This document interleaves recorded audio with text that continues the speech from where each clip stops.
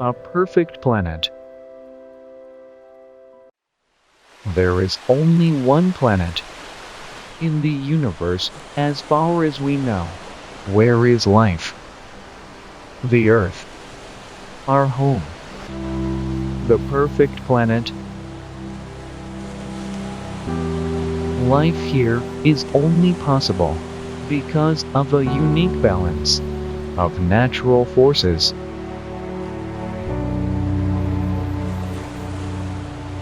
Energy from the sun powers the living world. Weather systems transport fresh water round the globe.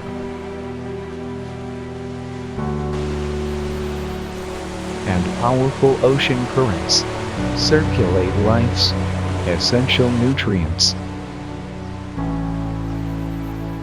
This series will reveal how these global forces have worked together to create our planet's fragile life support system. One of these forces is so important that life would never have even started without it.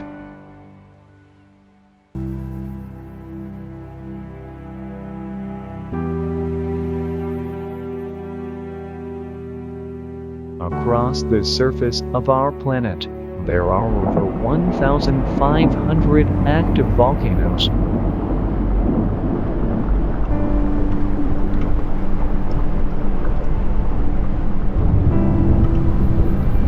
This is the most active, Kilauea, in Hawaii.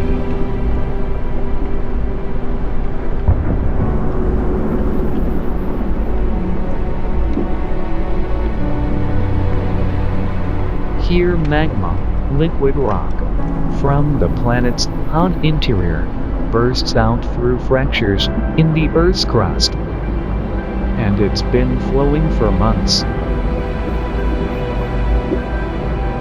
Nothing can stand in the lava's way. Volcanoes are certainly destructive. But without these powerful underground forces, there would be no breathable atmosphere.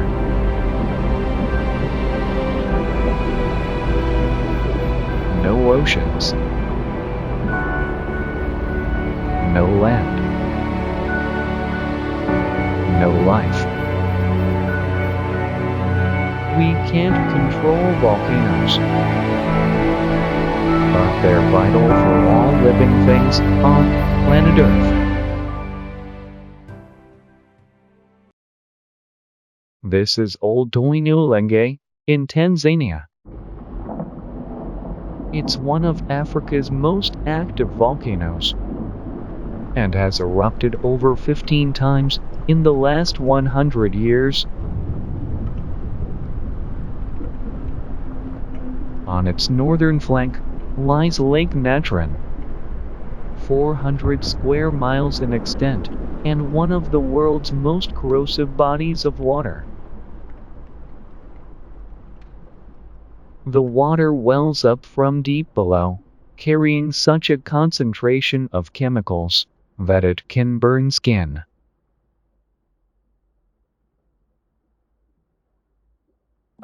But one animal thrives here.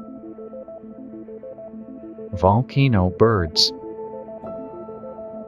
Nearly 2 million lesser flamingos live in East Africa, and all of them come here to breed.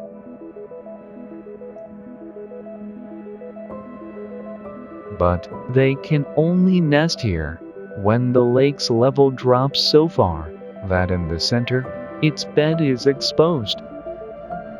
And that rare moment is now. How they know when the conditions are right is a mystery. But some have flown thousands of miles to be here. The flamingos head for the middle of the lake, where the intense evaporation has created islands of salt. It's here that the birds build their nests, over 3 miles from the lake's edge, and safe from land predators which are unable to cross the surrounding moat of caustic soda.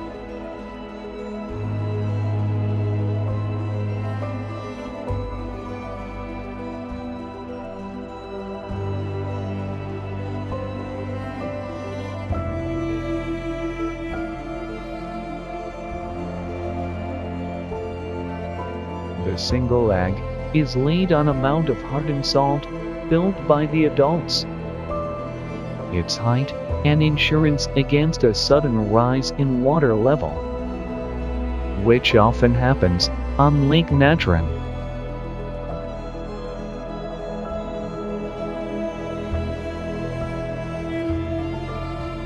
As the center dries and enlarges, more and more flamingos arrive to nest on it. In good years, such as now, as many as 500,000 pairs breed here.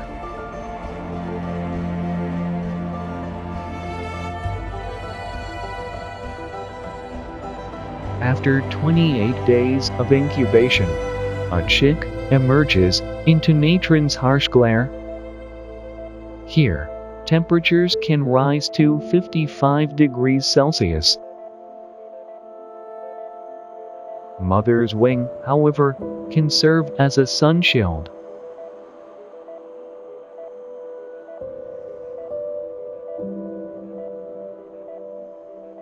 The chick is fed a rich liquid, made of the lake's barely digested algae, and traces of its parents' blood.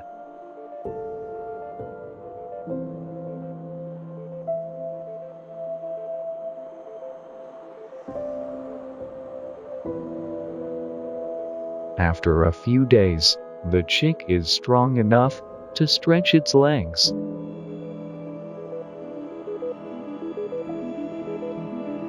It then joins a growing crash, made up of chicks of different ages. Soon, the need for fresh water will force the infant birds to trek to springs on the lake's edge.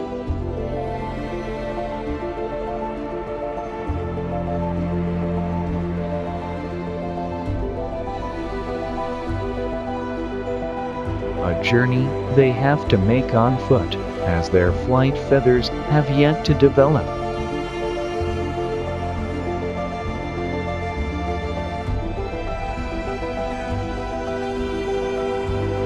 Every day, the adults fly to these springs to feed. Here, on the lake's margins, they collect algae that flourish in the volcanic water. Vital food for the flamingos.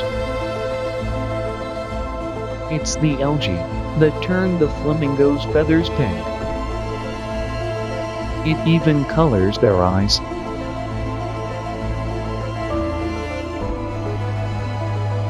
The adults spend most of their day at the springs. And now their chicks are going to join them there.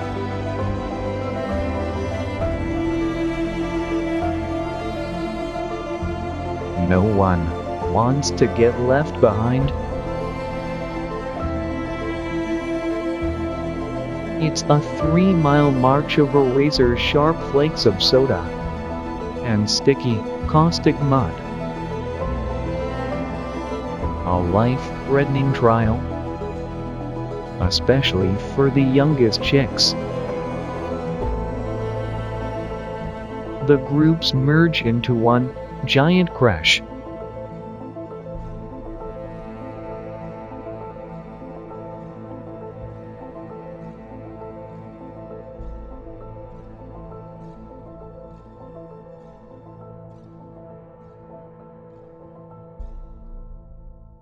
For some, the challenges are just too great. Exhaustion overcomes the weakest. And now, there is yet another threat. Marabou storks. They have long legs like a flamingo, but a beak like a Roman sword. And they are patient, waiting for an easy target.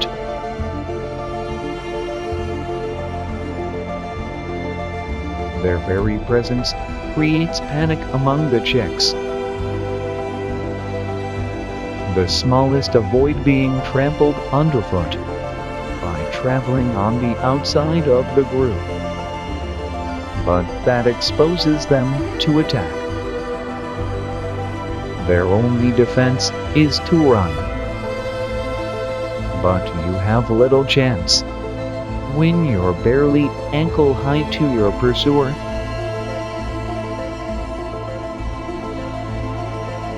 Stragglers will almost certainly be taken. But there comes a point when every stork has had its fill.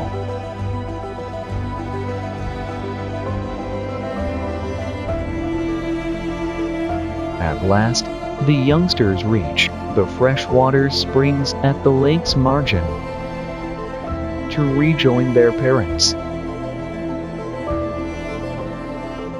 Almost unbelievably, each chick has a unique call that its parent can recognize. It's not just lesser flamingos that depend on volcanoes. Ultimately, so do all living things.